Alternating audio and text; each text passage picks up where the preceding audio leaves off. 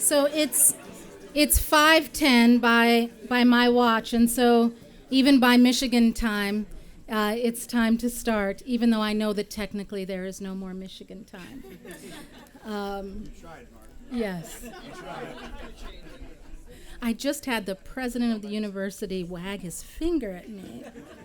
It's not the first time it's happened. I'm Lynette Clemetson. Thank you so much for coming today. I'm the director of Wallace House here at the University of Michigan, and it's a pleasure to see all of you and so many faces who have become quite familiar to us here. So thank you to those of you who come to this event every year, and to those of you for whom this is the first Wallace House event that you are attending. Thank you so much for coming today. Also, we have people joining us via live stream, and we want to thank those people who are following along online as well. For those of you who want to talk to us during the event via Twitter, you can tweet using the hashtag Wallace House, and we'll have someone following those tweets. And for those of you on live stream, we'll make sure to get your questions included in the conversation. Wallace House, many of you know, has wonderful programs that represent the importance of journalism in society, in our democracy, in our global society, and the role of journalism to analyze, to explain, to interpret, to document events as they're happening, and to explain our world back to us. We have a program that is residential here to the University of Michigan, the Knight-Wallace Fellowships for Journalists. We bring a group of accomplished journalists to the university each year to step away from their very busy jobs and immerse themselves in a year of study here, whatever their desires are that they can pursue here at the university. And the Hovey Lecture is the coming out every year for our new class of fellows, and we will introduce the new fellows to you in a moment. We also have a program called the Livingston Awards for young journalists. In the journalism world, the Livingston Awards are often referred to as the Pulitzers for the young, and we give 3 prizes every year for excellence in national reporting, local reporting, and international reporting. And we also have our program Wallace House Presents, where we use the work of journalists, the stories they've told, to bring together public conversations. And the Hovey Lecture falls under that umbrella as well. The Graham Hovey Lecture was started by my predecessor, Charles Eisendrath, who I'll introduce in a moment, to honor his predecessor, Graham Hovey, who was a correspondent for the New York Times. And with the Hovey Lecture, we invite back each year a former fellow whose work is at the forefront of an important national conversation, and whose work exemplifies the benefits of spending a year here at the university to pursue ambitious new directions for your journalism. So that's why we're all gathered here today, and as your program says, this is the 34th annual Hovey Lecture. And so it's a pleasure to welcome you all here. It's also a pleasure every year to have this event opened by Mark Schlissel, the president of the University of Michigan. I've said at many of our events that we are particularly lucky to have President Schlissel here at the university because, among many, many, many other things, he is, I think, a journalist at heart. He is a former student journalist and a real news junkie. I've never sent you a story that you haven't already read. When I send it to you to say, here's something interesting you might like, and you've already read it a day before. We know that in President Schlissel, we have someone who not only supports our programs, but who supports the vital role of journalism in our society. And having that support publicly is ever more important today, at a time when the press has often been maligned, often been called enemies of the people, and to know that we have a space here at the university where we uphold the role of journalism and we support the careers of journalists means so much to me personally and to everyone who passes through this program. So I'd like to invite up now President Mark Schlissel to welcome you all.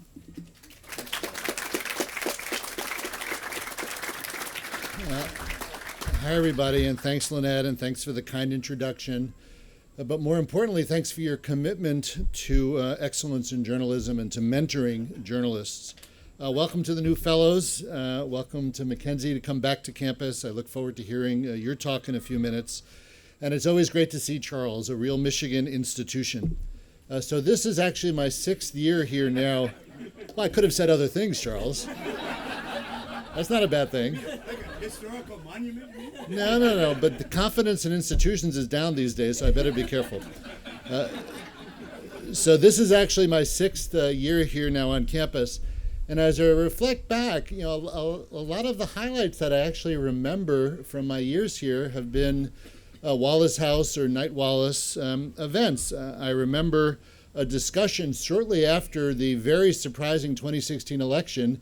Lynette invited a bunch of her journalist friends who were covering the election to come and talk about how do you cover such an unusual character in political discourse. Do you wake up every morning and Twitter is the first source you look at every day, and the sort of disregard for precedents and our common culture. How do you write about it? And then I think also the media was getting over its guilt, perhaps, and some people thinking that they didn't cover the candidate harshly enough or critically enough, and somehow felt responsible. It was just fascinating to see in real time professional journalists who covered a campaign in the aftermath talk about the early phase lessons of what they learned, and that was a Wallace House event. Another one of my signature moments here was sitting inside the living room here with the fellows and with David Carr, the media critic for the New York Times, talking about how the media and culture intersect and affect one another. And shortly thereafter, he passed away quite unexpectedly. So it was really a remarkable privilege to spend some time. He seemed like a kind of fellow who was always unvarnished, but he was quite unvarnished that day. So it was really fascinating. Just last year, we got to listen to Ronan Farrow be interviewed by Ken Aletta, asking Ronan, how on earth did you gain the confidence of these women who were able to really tell you their stories in a way that added significant fuel to the Me Too movement and continues to reverberate, and Ronan continues to do breaking journalism, this week even. So it's really quite remarkable. And those are all Wallace House events. I suspect that to the fellows, Michigan appealed to you for many of the same reasons it appealed to me. The breadth of excellence at this university is outstanding. There's almost nothing that humans study seriously that isn't studied here at an outstanding level. You've got the opportunity to study big problems from most every perspective. My secret jealousy is I don't qualify to be a Knight-Wallace Fellow, but think of how cool it would be to be able to sit in on any class you wanted to at the university, not have to take any testing at grades, and not to have to take any prerequisites. So it really sounds like, college heaven. The resources here are outstanding, the libraries, the museums, the labs, and some of the preeminent thinkers of our time are here, and you guys have exposure at your pleasure to actually all of them. You'll find them quite welcoming and excited to engage with you. For serious, curious professionals, I can't imagine a better sort of mid-career sabbatical experience. Also, Ann Arbor is a fantastic town. I hope you get to explore it. The quality of life here is unbelievable, and I recommend the Reuben and Zingermans. So we're very proud of this journalism legacy here at the university. You're now part of this legacy. I remember attending my first Livingston Awards back when Charles was directing, and we've really made a conscious effort to bring the Livingston Awards closer and closer to the university. I think Columbia University gets way too much credit for their journalism awards. I think we should get way more for ours, so I'm very proud of them. I always enjoy conversations with the fellows. I hope you invite me this year to come to a session. You really make our campus better, because in addition to your benefiting by sitting in on classes, the students sitting next to you are going to benefit from your world and life of experience, and it's a special signature of their education at Michigan, so it's really a two-way street. Finally, I want to ask you for some help. One of the challenges that higher education is facing is we're really losing the confidence of some sectors of the public. they're really wondering about the value of higher ed. On one side of the aisle, they say that we're indoctrinating their children with liberalism. On the other side of the aisle, they're saying we're too expensive and inaccessible. I don't know whether either of those arguments are genuine, but they certainly have currency out there. And it's been one of my purposeful strategies to lift the veil. I really want the public to understand much more about what we do here. I want them to benefit more directly from our scholars. I've encouraged our scholars to be engaged with the community, to op-ed, to serve in the government, to testify before Congress, to talk at public libraries, to have radio shows and talk about language and do all different kinds of things. So if you have ideas as the year goes on about ways that I can or we can together shine a light on the remarkable range of talent here and all that we have to offer to society, and ways for society to see who we really are and what we really do, that would be greatly appreciated. So thank you very much. Have a great year visiting the University of Michigan, and I'll turn it back over to Lynette. Every year I feel like cheering. Yes, our 45th class of Knight-Wallace Fellows. And as I said, this lecture is such a great way to start the year because it's a time when we can welcome one of our fellows back home here to the University of Michigan and to Wallace House and applaud and cheer the work that they've done since they left us here. And quite often, our fellows, as Charles pointed out, they come here with incredible accomplishments, fantastic resumes, deep experience, and sometimes it's hard to believe that people could be more fabulous when they leave here, and yet it happens all the time. And I'm always humbled at the really extraordinary people, the writers, the reporters, the editors, the producers, the data specialists, the thinkers who want to come and spend 8 months with us here. And it's even more heartening than to become a fan of theirs when they leave and that the work they turn out, you know that this university, the faculty here, those of you in the community who reach out to our fellows, that we all played some role in some great piece of work that is moving the narrative on an important issue. Climate change is certainly one of those. And McKenzie Funk, who, let's just say, has the best byline.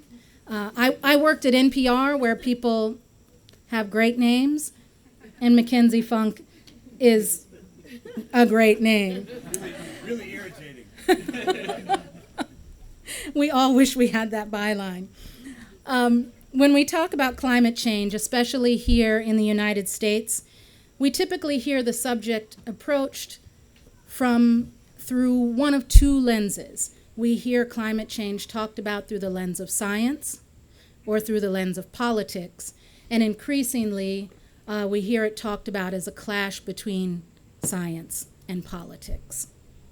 But McKenzie's writing on the subject comes from a different direction.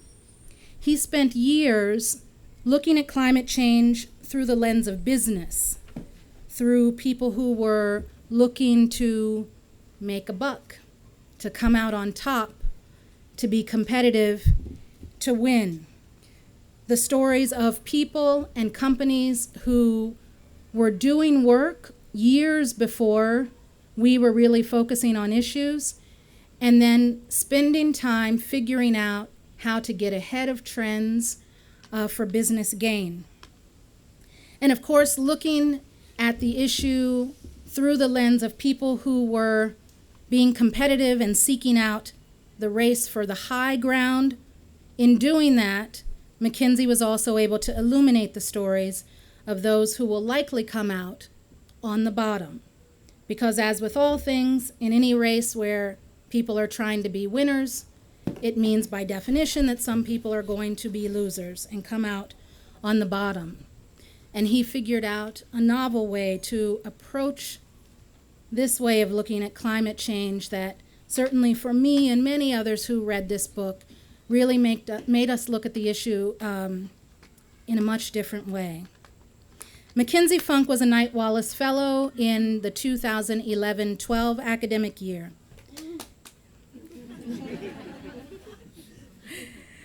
People feel strongly about the year that they were fellows. You will too. You will tell me that it was the best year. He writes for Harper's, National Geographic, Rolling Stone, Outside, and the New York Times, and the London Review of Books. He's been a finalist for the National Magazine Award, and in 2007, he was a finalist for our very own Livingston Award. He came to the fellowship as he was approaching writing this book, Windfall, which I have here, and we have some on a table here, and I hope you will take a look at the book and go home with one. He had spent years reporting stories for the book that would become Windfall. The book won a Penn Literary Award and was named a Book of the Year by The New Yorker, Salon, Mother Jones, and others. He started reporting on the topic, and as most reporters, felt like he was doing too much reporting but couldn't stop himself. This is a problem that we all have. And then you become wrapped up in your own reporting, and you're under piles of notebooks and tapes, and you have to find your way out to tell a story. The fellowship is a great place to dig your way out of that pile of information. And so he applied to the fellowship for a place to pull back and think and try to figure out and gain perspective on the work he had done, and that would lead him to this book, which came out in 2014. Mac is a masterful writer, lively, engaging, really fun. He's able to write in the first person without ever making it seem about him, which is a hard thing to do. And he was able, in this book and with these topics, to stitch together really complex global issues in a way that was so engaging that, at least for me, left me staying up late at night because I wanted to know what was happening next with these characters from all over the world that he pulled together in this masterful narrative. So I'd like to turn things over to McKenzie Funk, and after he's done speaking, I'll come back up, we'll open it up and take some questions and answers before we move to a reception.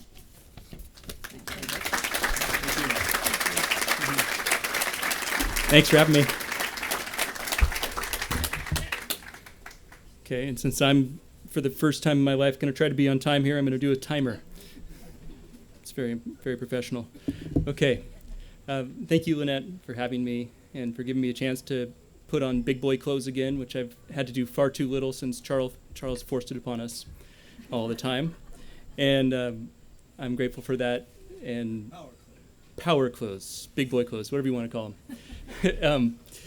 The year we had here, for which I'm very grateful to Charles and to Birgit and all the others who helped us here, was one of the best ones that my wife Jenny and I had of our whole life. And I just want you fellows to know what a gift it is to have had this. Part of the magic for us was the fact that a few days before we came, we found out that Jenny was pregnant. And 2 days after the fellowship was over, we had our first son, who's right there. Wilson Wu Funk, everyone. And now 7 years old and visiting where he was born for the first time since he was sentient. Charles, you asked what fellows actually did, and I actually have a story about that. I remember sitting here with one of the other fellows, Roger Harabin, who was on loan from the BBC. And he was a great friend of mine, and he was perhaps the most exuberant about all the opportunities we had here. And he and his wife Anne were at that moment doing something useful, like taking dancing lessons or something. And I told him, well, you know, I've been chasing my dog a lot. And he had this weird expression on his face. He said, chasing your dog? And I explained that the house we'd rented was this perfect like donut shape. There was a central staircase that went up to a separate apartment, and it was mostly carpeted all the way around it. And so if you have a dog who likes chase and someone to chase him, me, then it was really ideal. And so I would just chase him around, and Roger said, how much do you do that? And I sat there and I said, well, probably about 45 minutes a day. And he just looked at me, and he couldn't tell if I was joking or not, but I'm here to say that I'm serious. I spent my fellowship year, a good chunk of it, chasing my dog around the house. And in fact, there was this one part in the kitchen that didn't have carpet. It was linoleum. And he couldn't get away there. You know how dogs' claws are on linoleum. And so I would, write that down. And so I was spending a lot of the time in ambush in the kitchen, because that's the only place I could actually tackle him. I did a lot of rafting down the Huron. I went biking to Dexter. I went walking in Bird Hills, which is a lovely nature area here. I spent a lot of time not in class, and everybody else should feel the same. Feel free to do the same. This is my permission to live your dream and chase your dog and do whatever you need to do. The other thing that was greatly affected by the program was the book Windfall. And as Lynette said, I had done a lot of the reporting for the book before I got here, but I hadn't been able to sit down and think about what it was that I saw and what it all meant. And it was through classes. I saw Andy Hoffman's here, but classes with Andy and other professors where, you moved, where I was able to sit back and synthesize and really think about what it was that I saw and what it meant for the world. So I'll talk mostly about that topic and no more about chasing dogs. And I will say that I'll break it down into 4 parts, the talk. The first is how I came to the book and came to the topic of writing about climate change. The second is about what I think the book is really about and what it wasn't about. Third, I'll give some examples, perhaps plucked from the latest headlines, of which there are too many. And lastly, I'll tell you that despite what Lynette just said, I don't think the book is that novel anymore. I don't think the ideas or the stories in it are so novel anymore, and that's because climate change is beginning to bite. So to start out, I'll tell you how it began. I had just written my first story for Harper's Magazine in 2006. It was entitled, I Was a Chinese Internet Addict, and it was about my checking myself into an internet addiction clinic in Beijing and trying to get treatment, which was mostly intravenous and some psychotherapy. So this is by way of telling you that I was not an expert in climate change by any means. What I was trying to be a narrative magazine writer. And I was living in New York. I was in my late 20s, and I had a chance to do another magazine story. And so I was just sitting there looking for ideas, and an email came across my desk that was from the Environmental News Network. It's a newswire that would just have little clips about what was going on, and I read about something called, I can't remember what they called it, but it was the Canadian military sending a bunch of native Inupiat people, they called them the Canadian Rangers, on snowmobiles to go claim the North, to go claim the melting North. And it seemed so strange that I wanted to know more. I have to say that, like I said, climate change at that time, this is 2006, An Inconvenient Truth had just come out, Al Gore's film. The Stern Review on the Economic Impacts of Climate Change had just been published. The next Intergovernmental Panel on Climate Change was about to come out, and some of the papers were trickling out. So I had a general understanding of climate change, but as Lynette said, so much of what I thought was climate change reporting and writing about climate change was about these political fights. There was the struggle to perfect the science. There was the struggle to prove to the rest of the world that the science was real. And those were the major tropes. And you had every magazine article at the time was the same. It was the good guy who was often a scientist, maybe someone who liked, was getting ice cores, or maybe it was someone who found a new way to recycle. There were the bad guys, often the petroleum companies and oil companies or someone like that, or the people trying to deny climate change. And then there were the victims who were often depicted as polar bears. And so this was something. When I called the Canadian Forces and said, hey, do you have any more of these operations to claim the North? Do you have any more of these coming up? And they said they were so excited that I'd called because, well, the big threat to Canada's sovereignty over the North was us, Americans. So that American journalists called out of the blue and said, hey, do you have any more of these?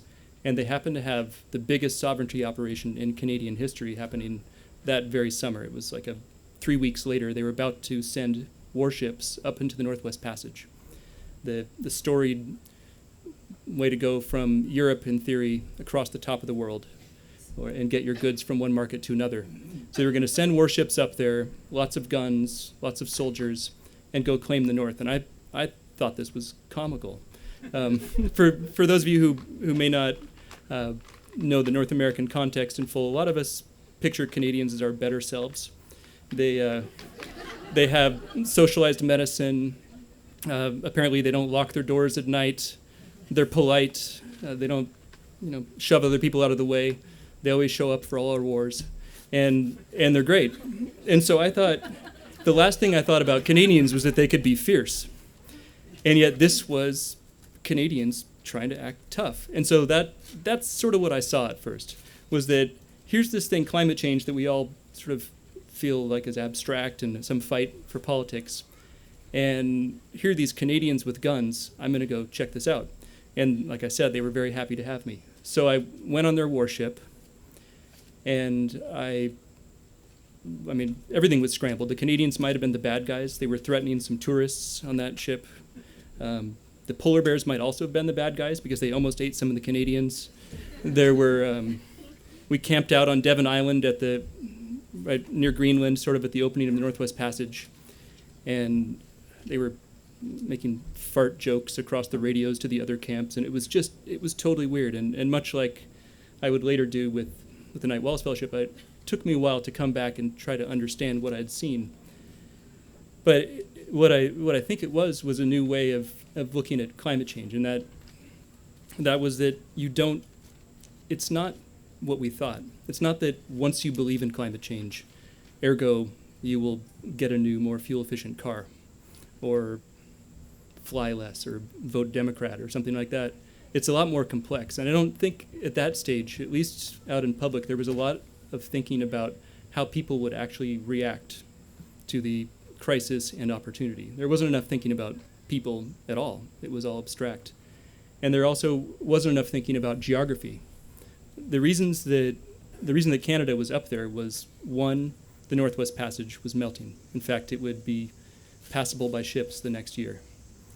Two, there was a ton of oil up there, maybe a quarter of the world's undeveloped oil, at least oil and gas. There was coal, there were resources all over the place. And so the moment that it started pulling back, the ice started pulling back in the Arctic, which happens a lot faster than the rest of the world, you could see this opportunity, and you could see people beginning to scramble for it. And I saw it all the more that next summer, when the story finally came out, the Russians went down with a tiny submarine and planted a flag at the North Pole. And for a moment, the whole world said, hey, wait a minute, maybe this climate change thing is different than we'd imagined.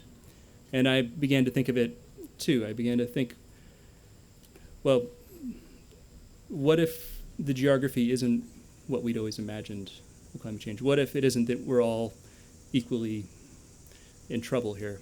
And what if some people are going to find advantage? So that's what led to this book. It was almost a cynic's guide to climate change. What if I wanted to do the worst, if I believed in climate change and then wanted to go around and not do the good thing? What if I wanted to do the thing that was good for me? What would I do? And that became the book. I'll give a few examples of that are tied to the news of what I saw out there in the world. Since we just had that hurricane, I'll talk about who I believe was out there working. That would be private companies going into the homes of the wealthy and putting plywood over the windows. If they had maybe expensive art, evacuating that art, being on standby to put tarps over any roofs that got blown off. Many of them, or at least some of them, working for AIG, the insurance company, which has a private client group which is aimed at homes that are worth $1 million or more. I saw their activities on the other side of the world, or other side of the country rather, in California. I went out with the firefighters of AIG's Wildfire Protection Unit, and we drove around in a huge wildfire outside of Los Angeles, where they went and sprayed down the homes of their clients in advance of approaching wildfires, and left other homes, smaller homes, the homes of the poor, there to burn. If you look at it from the insurer's perspective, this makes perfect business sense. If you don't have to replace a very expensive home that burned down, you save a lot of money. It's worth having these firefighters on retainer. And another example, sort of the moment, just pulling this out of thin air, is Greenland. Turns out it's valuable. And in 2008, I went with the four major political parties of Greenland. It's a country, they would call it, of 57,000 people. It's part of Denmark. It's a colony of Denmark. And three of the four parties want to be free of Denmark. Denmark, which spends a lot of money per capita, it was somewhere around the order of $50,000 when I was there every year, for roads, airports, subsidized supermarkets, a lot of infrastructure all across Greenland. They would sort of be okay with letting the Greenlanders be free. They're pretty nice as colonizers go. And so I was there traveling all around the country as we looked at all the ways that they could get free. And the answer was that if they could bring in the multinationals and begin mining all of the mineral deposits that were suddenly available. These are huge petroleum deposits off of Disco Bay, or in the case I saw was a zinc mine called the Black Angel, about halfway up the Greenlandic coast. Had the best zinc in the entire world. And one thing was there was a longer shipping season. The ice was gone a lot more of the year, so you could bring boats in and pull zinc out a lot more. But the second big driver of the economics there was that when the geologists went to go look at this mine and see if they should reopen it, they'd seen that a glacier had pulled back and revealed a deposit that was every bit as big as the first one. And they're like, hey, here we go, more zinc. You see the same with gold, uranium, rare earth minerals that the president was recently talking about. It is very valuable. The problem is that the people who live in Greenland don't agree with the idea that they should suddenly get free of Denmark and sell themselves to us. But you could see Greenland was an interesting case because you could see that they weren't particularly responsible for climate change, and they didn't feel hugely guilty about taking advantage of it.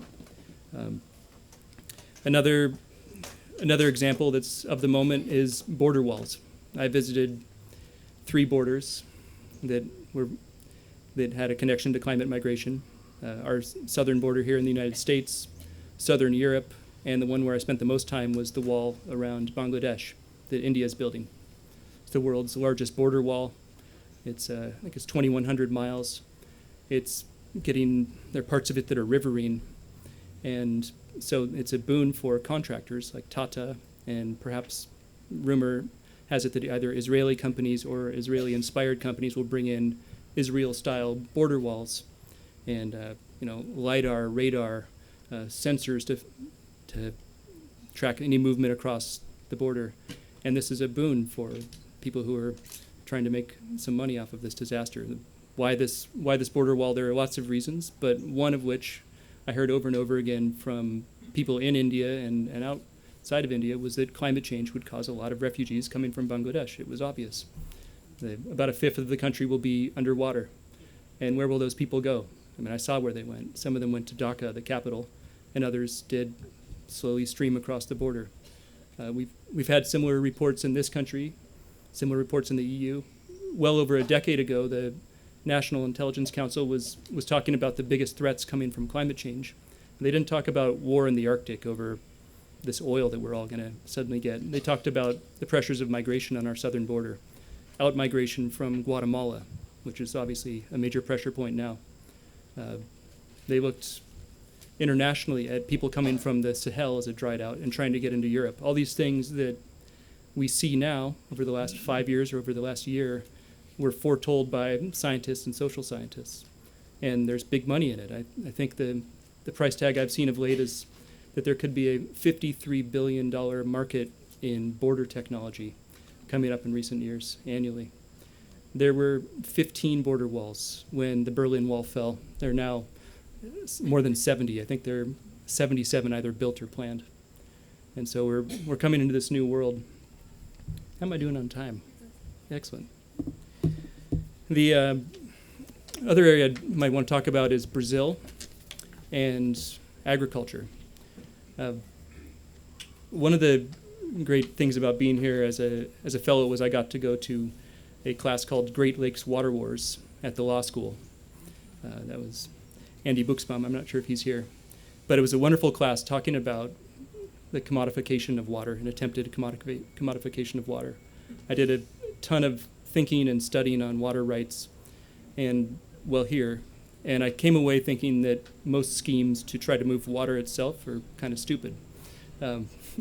Water weighs about 8.3 pounds per gallon. The idea that you can put in a tanker and move it from one region to another is kind of silly. But you can move food. You can grow food in someone else's country and move it to your own. And in the last decade and a half, this is something that has been happening quietly, is countries, hedge funds, people in the markets moving into generally less developed countries and growing food for their generally richer countries for profit. And so I did quite a bit of research into Brazil, tracking some of the firms, many of them Chinese, some of them hedge funds, some of them TIA CREF, the investment fund that many teachers, including at University of Michigan, might have their investment with, moving into places both in the Amazon and in Mato Piba and in Cerrado. And all this capital moving in to grow food for the rest of the world. And that's because of water. That's because as water gets scarcer, food becomes more valuable, and the market is moving. Where I went was South Sudan with a hedge fund manager who'd made friends with some of the warlords there. And he tried to secure himself an area of land the size of Delaware by partnering with the meanest guys around. And climate change was the reason, or one of them. He looked at the Nile, and he said, look at all this water flowing into South Sudan. Look at this. Look at all this irrigation we can do. And it's untouched. And in all of these stories, you would see someone pushed aside as the money and often the people who look like me and come from places like I do would move in.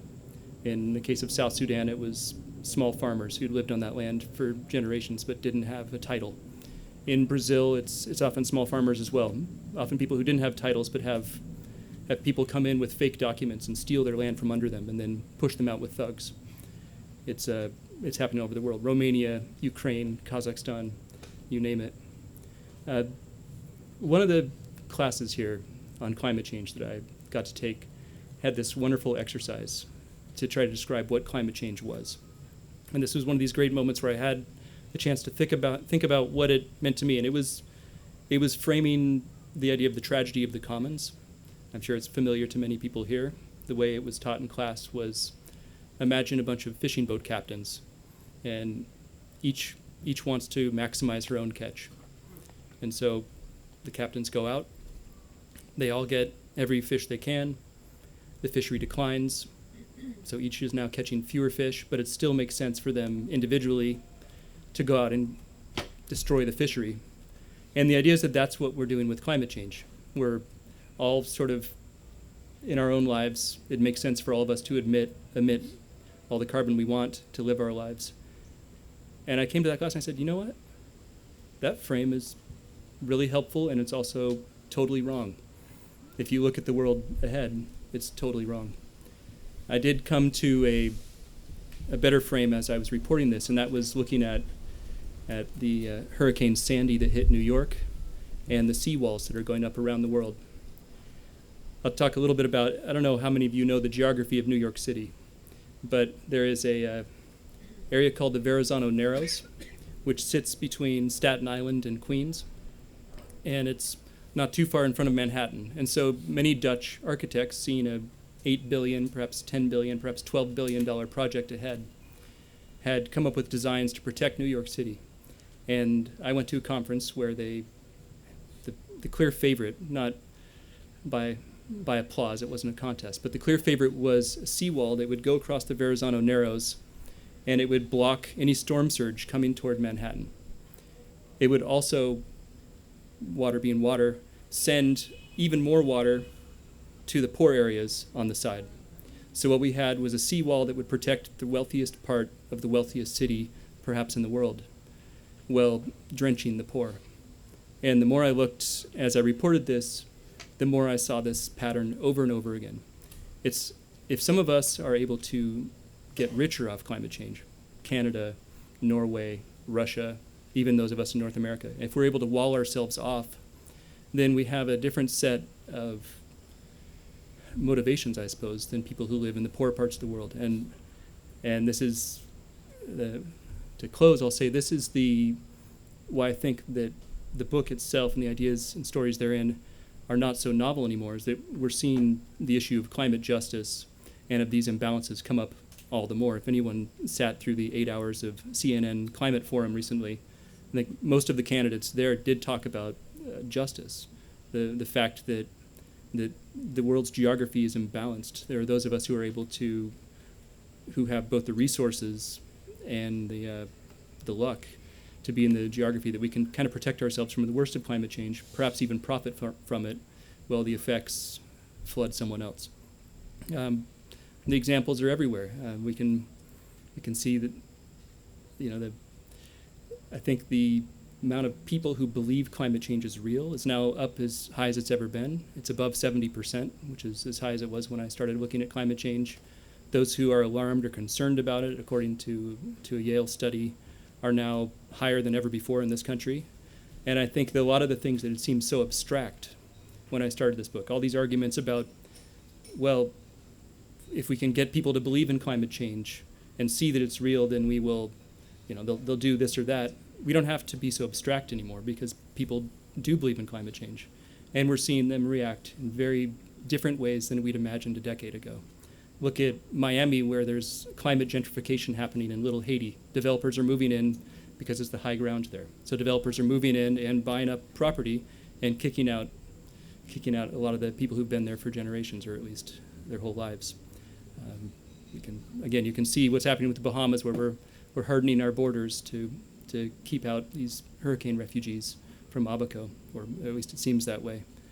There are stories over and over again, and I'll say that it's going to infect every bit of our lives going forward. And I think a big opportunity for journalism is that we haven't written the part of adaptation yet. They always talked about there was mitigation, cutting carbon emissions so that we wouldn't have these crises, and then there was adaptation.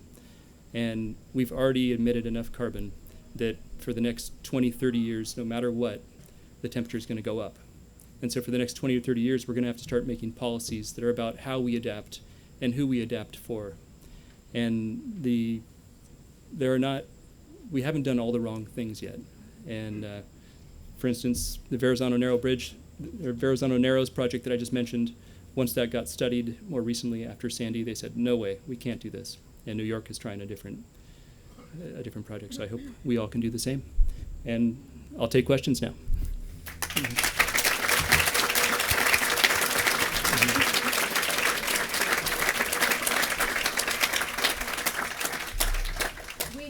We have a microphone, and if you just raise your hand, we'll make sure a microphone gets to you. Mr. Andy Hoffman in the back.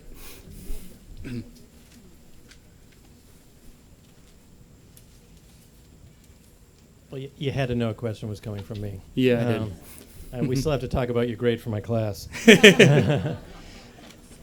So you're highlighting in the book, and I haven't read it yet, but from your talk, the ways in which the economic system is driving people to be selfish and do bad things. If the market is causing the problem, and I believe that's true, then the market has to solve it. It's a pragmatic answer. You can't solve it unless the market's solving it. Did you find any examples of the market actually leading people to do the right thing? And is there a trajectory where the market can actually get to a place where we will do the right thing? Yes and no. First of all, I was greatly informed by your class because you and I had both looked at Shell Oil from two different perspectives. And it's worth looking at Shell as a case study because, as Andy pointed out in his class and others have, Shell's not an oil company that wanted to do the wrong thing with climate change as much as an oil company can want to do the right thing. They were early to climate science. They were early to believing in climate change. They were early to publicly saying, we would prefer to live in a world where we're not so reliant on these polluting chemicals, and we're moving as a bridge toward natural gas and things like that. And in 2008, Shell's famous for its scenario planning, as you know. It has these guys who are these futurists who were hippies who would kind of imagine all sorts of amazing things, all these possible outcomes. And they predicted a lot of the oil shocks and much else in the future. And the same group of futurists, these scenario planners within Shell, said there are two possible futures here. And one we can call blueprints, and one is scramble. Blueprints is a step-by-step pathway to us achieving more carbon neutrality and a better world. And blueprint, or in scramble, is this scramble for resources where we all just burn everything and basically until we die. And Shell, in its scenarios, it's in the business of making money. And so it wanted to be prepared for both of these possibilities. And when I talked to their futurist team later on, they said, well, we were prepared for blueprints, but what we needed was a big push from government. We needed someone to put the guardrails up. We needed a price on carbon. We could win in that world. We could win in a constrained world. We couldn't win in a world where there were no guardrails on capitalism. It was just sort of unfettered pursuing of our own good. Or we can win in that world, but we don't like that world. And so they said, we're more in a scramble world right now. And I think that's the point, is that, yes, business, given guardrails, can absolutely come up with solutions. And to be specific, there's a market opportunity in mosquito-borne diseases. It was dengue fever when I was looking at it. Of course, there have been others since. Zika's carried by the same mosquito. And so there's been a big push for R&D into what had been a mostly tropical disease, and therefore not one that was profitable for Western companies. And so now, as dengue is moving north, you see more R&D going into mosquito research, and they're releasing clouds of genetically modified mosquitoes in Key West, in Brazil. Whatever you think of that, it is at least a solution that is not aimed purely at things. But to the bigger question, can the market on its own solve it? I don't think that the horizons and even the farthest thinking hedge funds can make money on the timescale of climate change, so it's kind of a race to the bottom. I don't think that hedge funds can think 20 years in the future. I think the best of them can think 5 years in the future. And if it's 5 years and you follow the market, you're not going to make enough money to survive. And I think that's the big issue. Good. Hi, McKenzie. Greg Merriman, a local Ann Arborite. The total number of refugees are estimated to be, I've heard, a few 100 million to 1 billion or more. Do you have any idea of that? I have only the same range you have, and I think nobody has any idea. I think there are too many variables to map out correctly. And of course, about climate refugees, as I'm sure you know, the UN and the refugee agencies don't like using the term refugee because they're not fleeing a specific threat. My time's up. So that term is not incredibly popular among the agencies, but I think there's widespread understanding that people will move because of climate change, and but they're not moving just for that reason. If you look at, I spent a lot of time in Malta, in the Caribbean, where a lot of people will be washing up, and I spent another bit of time in Senegal, in the Sahel, where you see a lot of outmigration from Senegal as the desert expands. Opportunities are fewer for the young people, but of course there's always a pull. There's a push and a pull. And so the Senegalese would be going to France or to Spain, and they're going because their friends said they could make money there, because their friends are there. There are lots of reasons. So no one's just a climate refugee. They might also be trying to make more money or have a different life, and I think it's hard to parse for that reason alone. Got one here.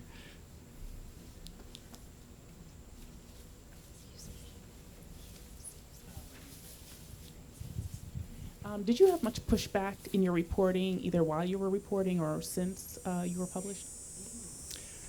I was kind of surprised at how little I had. There was one guy, the hedge fund manager partnering with the warlord in Sudan, who wrote afterwards, I had no idea how much you despised me.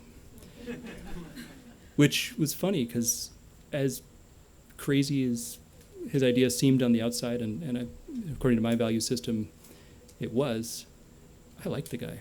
He was funny. He was a good guy. We had a hotel made out of shipping containers in Juba, South Sudan, and he was a good guy to hang out with.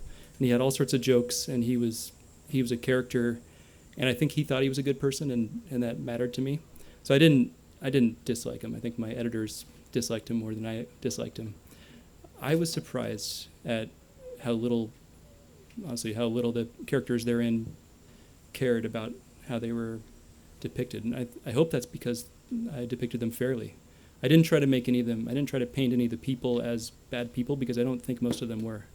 I really think that many of them were hardened capitalists, and they really did think that by pursuing this or that deal, they could make the world a better place in some fashion. And they followed that logic to the very end. And I think if we follow that logic to the very end, all of us. So, go ahead. Yeah, I don't know. We need it. I'm just curious. We're in the mitigation phase. We're past the mitigation phase. Both. Okay. Yeah. Okay. So, in your research, has there been anything that's promising that's market-driven for like carbon capture or alternative energy, or is that just is that lost? Yeah. No, I don't think it's lost at all. And I don't think you can't. It's not static.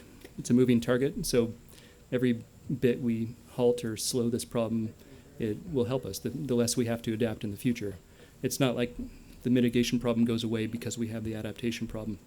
And what I didn't say and should have said to Andy is that I looked at a lot of the hedge funds that are investing in climate change and some of the mutual funds, all these big Wall Street institutions, and I walk in and look at their portfolio. And a lot of them did have these sort of apocalypse neutral technologies, like like for water, or buying up fertilizer because we were going to run out of ways to grow food, and all these, buying up water rights in China, things like that. But they were heavier in solar. And I think the story of solar is one which I'm far from an expert in, but the price of solar has gone down. The price of wind is going down. I mean, we have battery storage. All these things that we've heard a lot about in the climate conversation, I think, are very promising.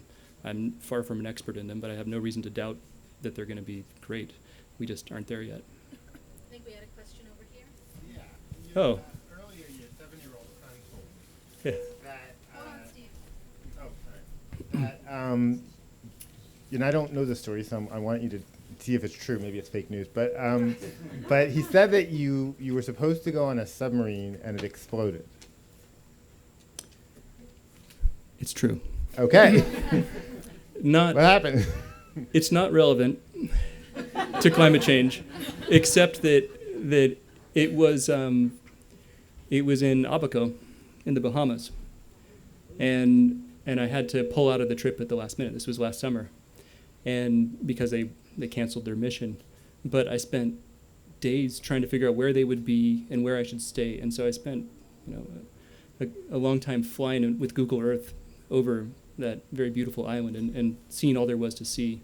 And seeing where the people would live. So in the last few days, as it was decimated by the hurricane, I've been able to look at those same places I'd studied and realize how bad the destruction was. So I guess maybe it was relevant. We've got one here. Thank you very much for your talk. Sure. You talked a lot about how the market is driving people to act in their own interest, and that's really damaging, sort of, and exacerbating inequality. And I think that that's something that most of us recognize. What's more, I've found more recently is that it's also happening here at home, even at like the University of Michigan, for instance. That even focusing on solutions that any solutions that we implement, for instance, to address this crisis here have to be in the service of growth and this idea of endless growth of the university.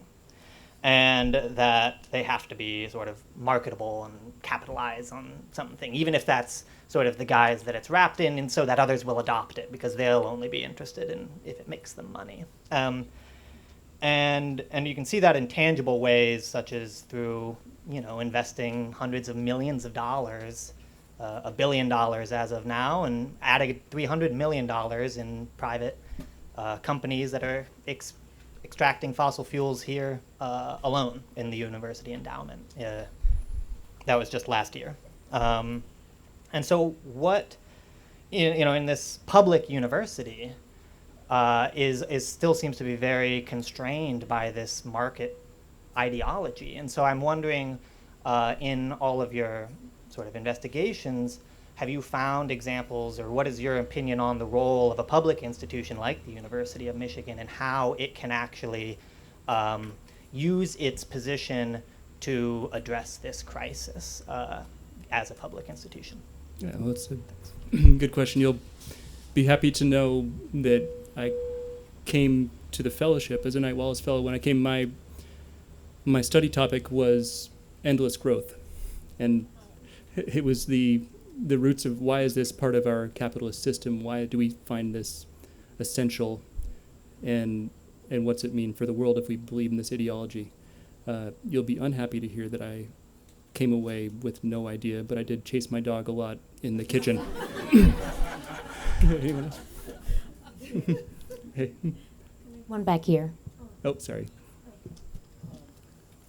I think the news media does an excellent job when it comes to these hurricanes and covering them and a follow-up to rescue those victims.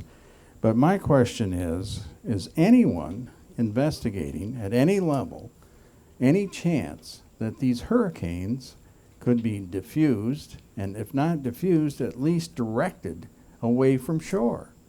And I just can't understand, and I guess I'm challenging the news media to take a look at what these storms consist of and if there is no defensible way of diffusing them.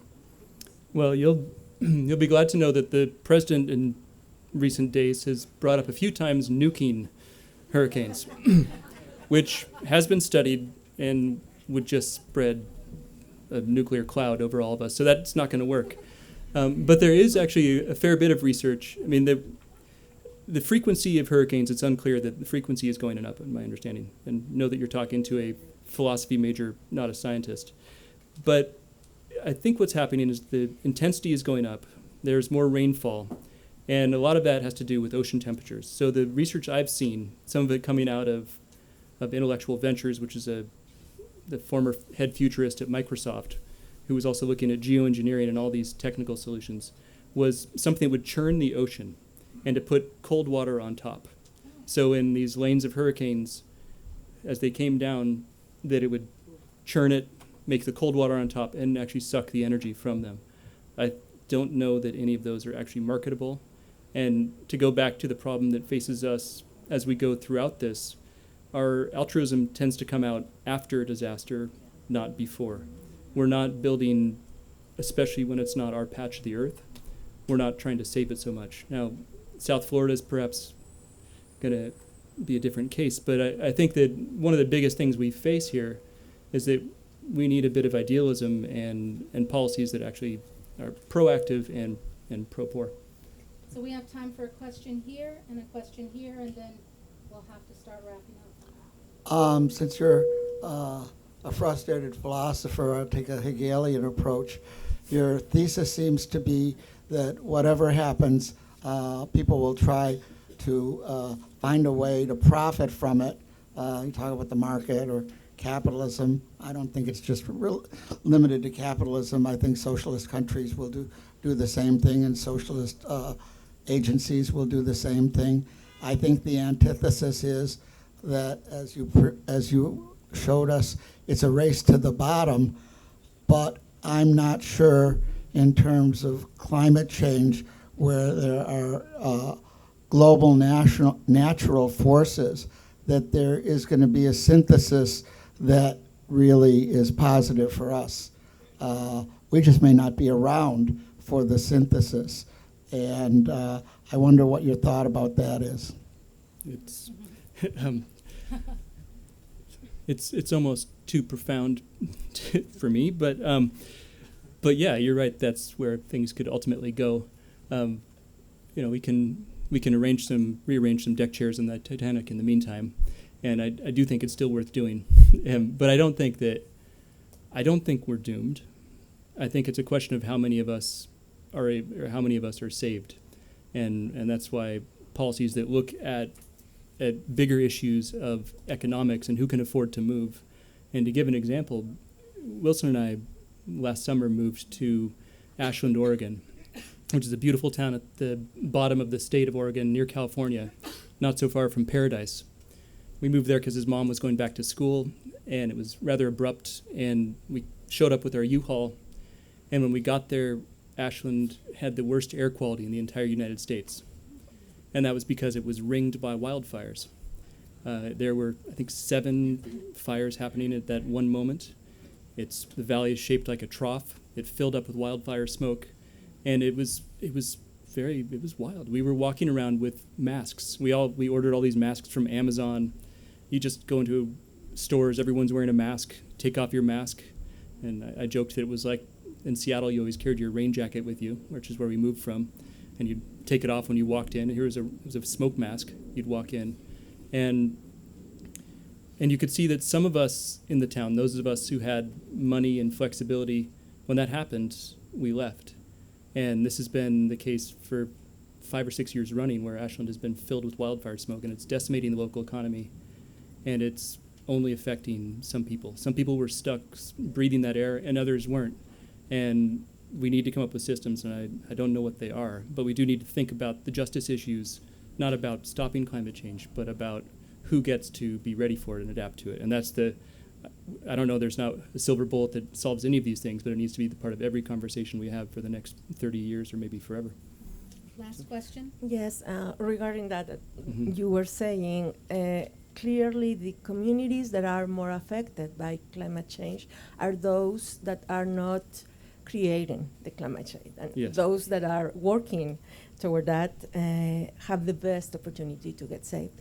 And in that sense, whenever you see international organizations talking about that protocols and agreements, all of that, most of the people who are in charge of that are those from those countries who are Mm-hmm. creating the situation and not those that are being affected. So after publishing the book and after your research, what do you think about international organizations? Because clearly it's not working there. Mm-hmm. So whenever you say, we have to find out, we have to think, who's we? Because I don't know.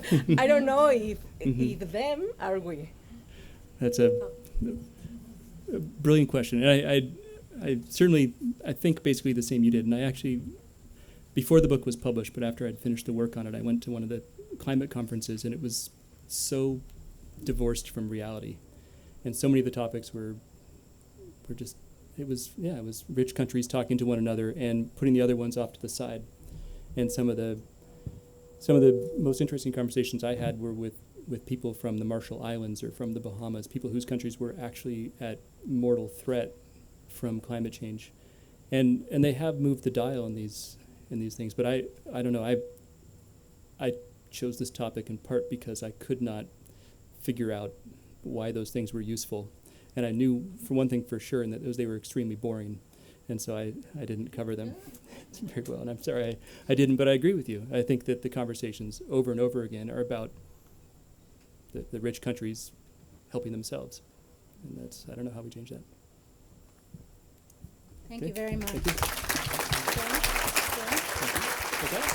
So I'm staying? Okay. Then I'm going to fill my water back right here.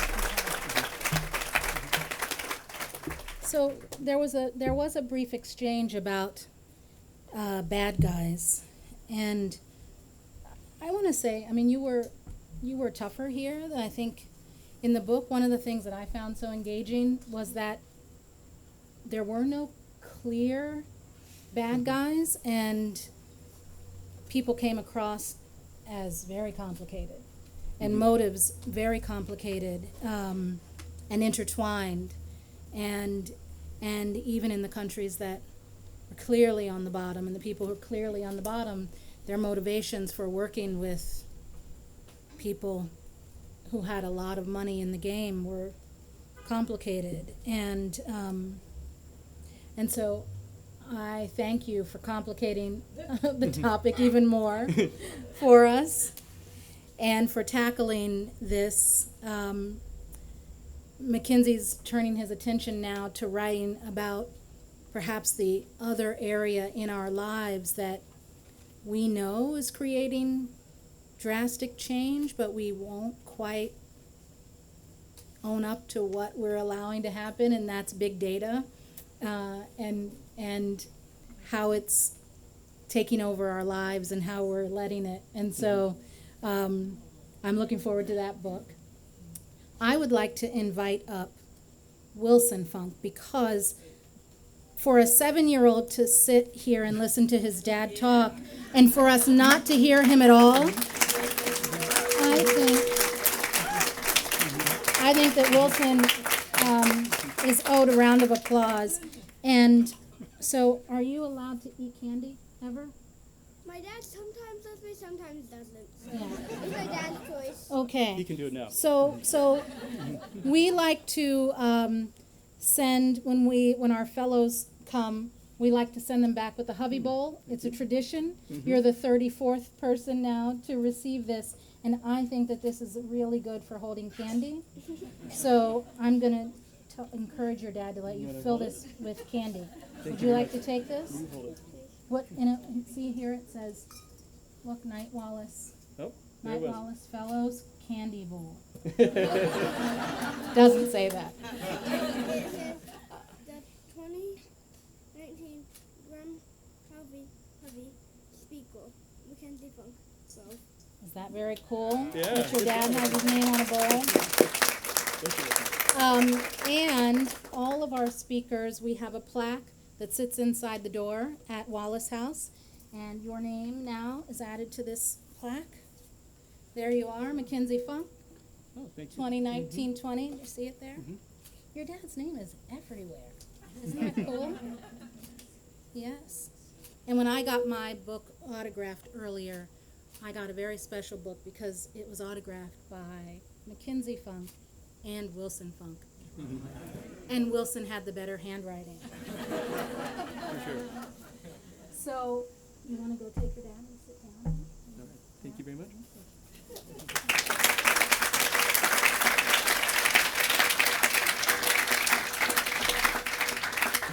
So thank you all for coming. For those of you in the audience, I hope that we see a lot more of you. As the year goes on, inside your program, you had a calendar of our Wallace House Presents events for the year, and we've got quite a year of programming coming up. And so I'm terrible with names, but not bad with faces, and so I'll be looking for you. And for our fellows, I know that it's been a big couple of weeks since you got here, but I hope that this event fills you with a sense of possibility, that coming here can be overwhelming when we tell you you can pretty much do whatever you want here, and sometimes that's paralyzing.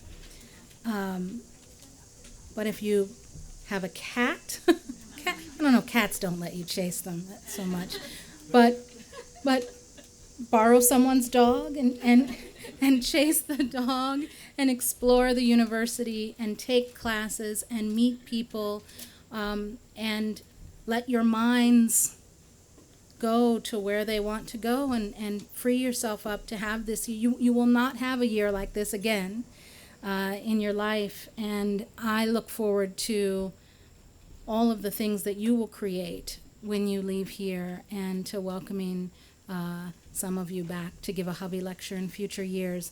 And I will look forward to seeing all of you. The most important question of the day is there ice in one of those bowls back there? I hope that there is, and that you all are able to get a glass of ice and pour something over it and stand and talk for a while. Thank you for coming.